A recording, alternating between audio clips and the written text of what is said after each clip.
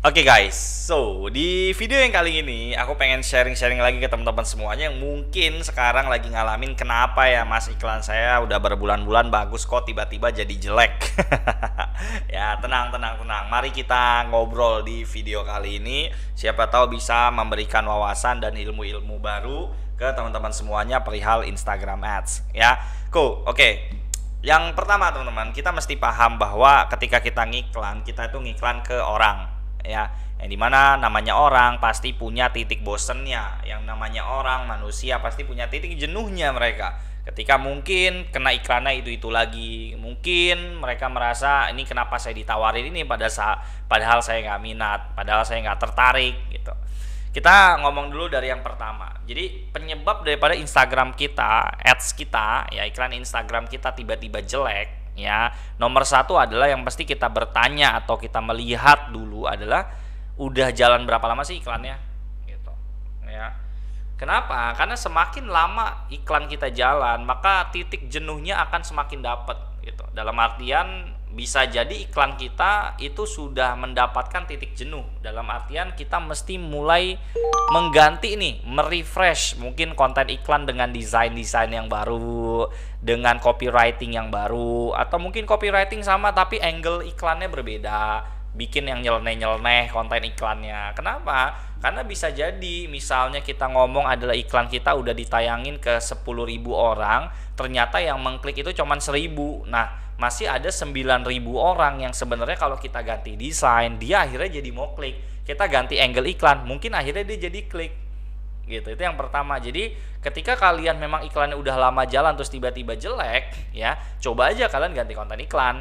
Ya, karena apa? Mungkin yang datang akhirnya orang-orangnya iklannya ke dia lagi, tapi dia ini udah ngerasa apaan sih ini sucks banget gitu, ini apa sih maksud banget iklannya nggak bikin saya jadi kepengen klik gitu. Ya udah, mau nggak mau orang jadi nggak klik gitu. So itu yang nomor satu, jadi kalian bisa ngelakuin di situ.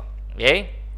Yang kedua, sudah update konten baru belum? Jadi ketika kita ngerasa ini masih ada korelasinya dengan yang nomor satu, biasanya ketika iklan kita jelek itu pertama adalah udah lama. Jadi nomor satu itu bisa dibilang adalah sudah lama jalan gitu, tanpa kita pernah update. Lalu yang kedua adalah sudah update konten baru atau belum. Jadi ketika kita ngiklan, kalau teman-teman mungkin melihat brand-brand besar gitu, mereka tuh memiliki konten iklan yang begitu banyak sekali modelan konten iklannya, ya. Mungkin bisa satu produk yang sama tapi kontennya banyak, mungkin memang produknya banyak dan kontennya pun banyak gitu. Kenapa? Karena balik lagi manusia gitu ya. Ketika manusia mungkin melihat konten, mereka tidak langsung membeli hari itu juga. Bahkan kalau teman-teman pernah dengar, orang itu bisa membeli produk kita ya tidak satu kali kena iklan kita, tapi butuh 7 kali dia ngelihat ya konten iklan kita baru mereka akan beli di ke-8 atau ke-7 tadi gitu kan. Dan update konten baru ini penting juga teman-teman, supaya orang itu akhirnya jadi yakin. Sebagai contoh deh, aku seorang konten kreator juga, aku bikin aku ngonten di Instagram, di TikTok ya. Sekarang aku lagi cobain fokusin di YouTube juga. Ini udah sering banget dan udah rutin banget. Mungkin kalian semua yang nonton video ini, oh saya udah nonton videonya Mazan udah dari sebulan yang lalu. Udah berapa konten yang kalian telan misalnya di situ.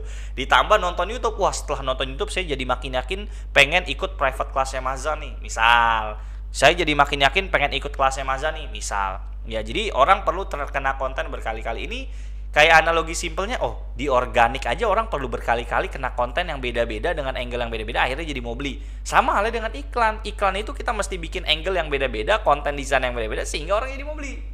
Gitu, orang jadi makin yakin ketika kita punya konten yang begitu banyak dengan angle-angle yang berbeda. Gitu. Angle-angle itu dalam artian adalah, aku bahas juga tuh di salah satu kelasku, aku bikin kelas namanya tutorial konten iklan.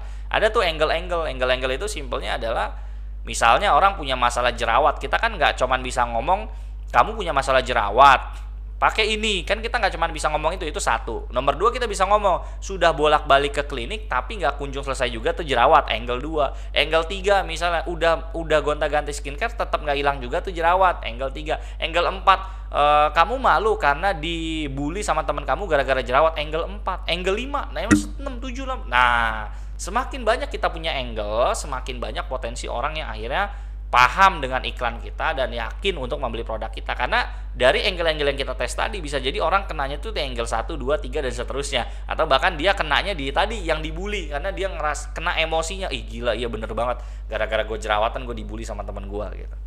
Gitu kan?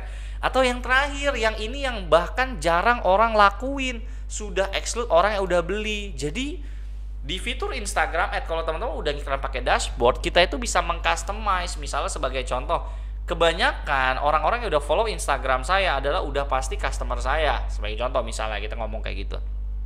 Nah, maka kita bisa meng-exclude, kita bilang sama Instagram, pokoknya pada saat iklan saya jalan, jangan lempar iklan saya ke orang, ke follower saya, ya. Jadi kita bisa pilih fitur exclude namanya, supaya iklannya kena ke orang baru yang belum pernah beli produk kita. Ajib nggak? Kalian nih sekarang posisinya nonton video aku, posisinya kalian itu udah pernah beli produk aku misalnya, dan aku pengen bikin sebuah konten yang dimana konten ini nggak boleh kena orang yang udah pernah beli produkku, produknya ada produk A misalnya, bisa disetting gitu ya. Nah ini settingan kayak gini aku bahasnya di kelas lah karena teknis ya, kalau dibuka di sini kepanjangan, dan itu emang aku bikin spesial di kelas berbayar aku gitu.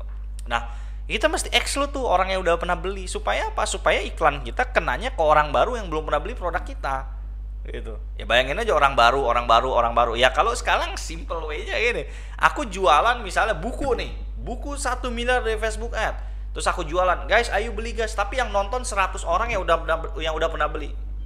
Masuk akal gak dia beli lagi? Kecuali produk kalian berupa makanan, kecuali produk kalian yang berpotensi orang itu bakalan beli berkali-kali produk yang sama gitu. Tapi kan nggak semua produk kayak gitu, nggak semua produk modelannya adalah orang pasti beli lagi gitu.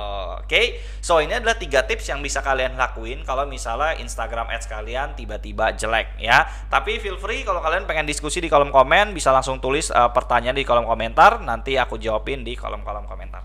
Thank you guys, sampai jumpa di video-video selanjutnya. Bye bye.